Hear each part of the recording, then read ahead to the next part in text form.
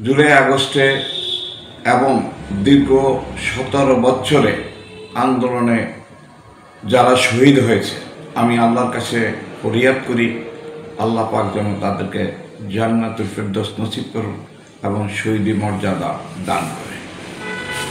পাশাপাশি যারা পঙ্গুত্ব বরণ করে আজকে বাসায় আছেন, হাসপাতালে আছেন, বিভিন্ন চিকিৎসাধীন আছেন, দীর্ঘ 17 বছর এবং জুলাই আগস্টে আন্দোলনে একমাত্র স্মার্ট সিটি বসুন্ধরা, আধুনিকতায় এক ধাপ এগিয়ে।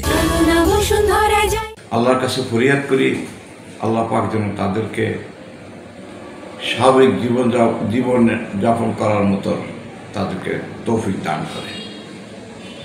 আমরা 2001 সালে বলা 4টি আসনে জয়লাভ করি এবং ইনশাল্লাহ আল্লাহ পাক সহায় থাকলে আমরা বলা 4টি আসনে বিএনপি জয়লাভ করবে এবং বিএনপি সরকার ইনশাল্লাহ সরকার গঠন করবে।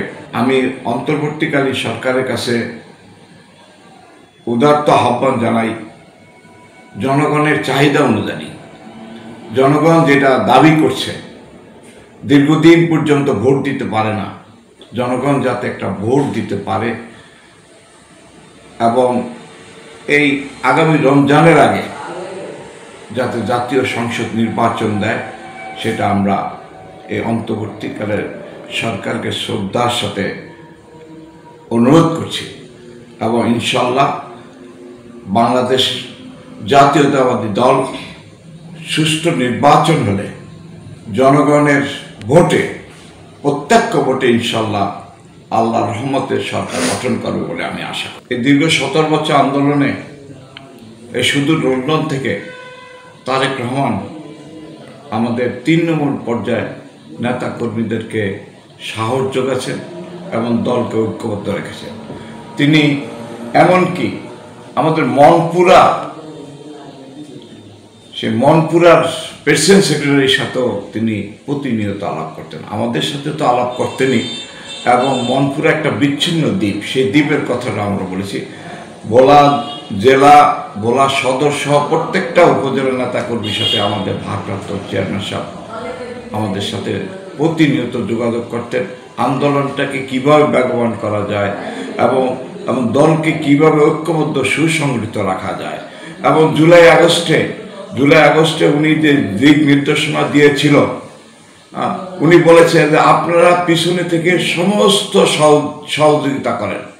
আমরা তার নির্দেশ মোতাবেক, আপনি ভোলাতে দেখেছেন আমরা কিভাবে এই জুলাই আগস্টে আন্দোলন করেছি সকলকে নিয়ে, যদিও আমরা সামনে ছিলাম না, তার নির্দেশ ছিল যে আপনারা সামনে থাকবেন না, পিছন থেকে জনসাধারণকে সম্পৃক্ত করে আন্দোলনকে বেগবান করেন।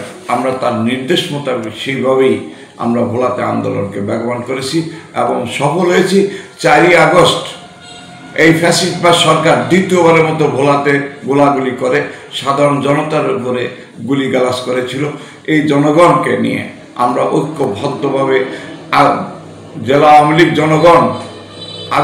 জনগণ উত্তেজিত হয়ে তাদের বন্দুক এবং গুলিকে উপেক্ষা করে তাদেরকে বিতাড়িত করে সেদিন জনগণ আওয়ামী লীগ অফিস পুড়িয়ে দিয়েছিল এবং তাদের অঙ্গ সংগঠনের অফিস পুড়িয়ে দিয়েছিল।